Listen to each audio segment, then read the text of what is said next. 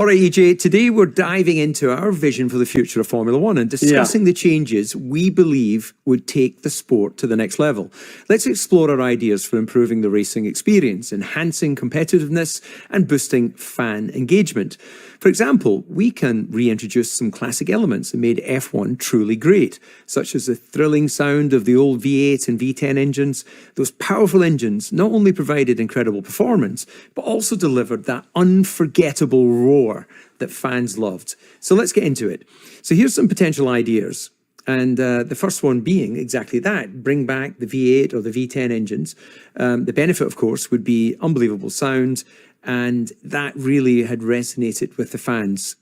My God, when you were at a race, and let's say you were at Silverstone, and even if you were not inside the grid and you were outside and you were on the grandstand, and the race started, and those V10s, I can promise you, the ground shuddered. It absolutely moved underneath you. Such was the element of the power transmitted to the noise, to the sound, to the surface. It just absolutely went through your body.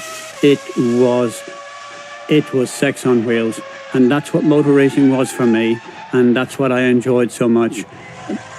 We're too cowardly. We're too cowardly. Will we ever get back to the V10s? Probably not. And the second little thing which is married to that, which makes such a difference, I mean, these cars, and let's be fair to Lewis and to Max and Lando and what they're doing, unbelievable jobs with these cars, but they're tractors. They are tractors.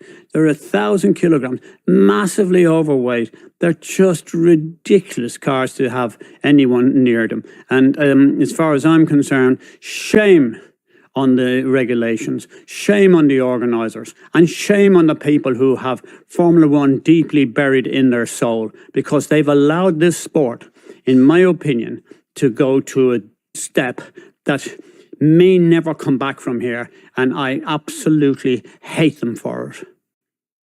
Oh my God, I tell you what, I wish I hadn't given you the soapbox to stand on there for a moment. You sounded like a politician. But it's true, isn't it, David? Shame on them, shame. Well, look, here's my take on that particular question. I loved racing. I started with V10s, went to V8s. I love that era.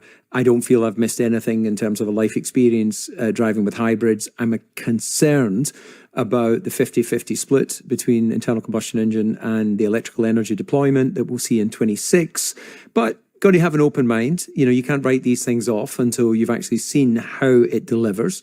But I think that we certainly, of our generation, would say that bringing back the V8s, V10s would be welcome. So we move on to the next thing, or you got another rant? Cars are too heavy, and they're not noisy enough, and they're not sexy enough. So I rest my case. Okay, well, just to be factually correct, the cars are about 800 kilos, they're not 1,000. You added 200 kilos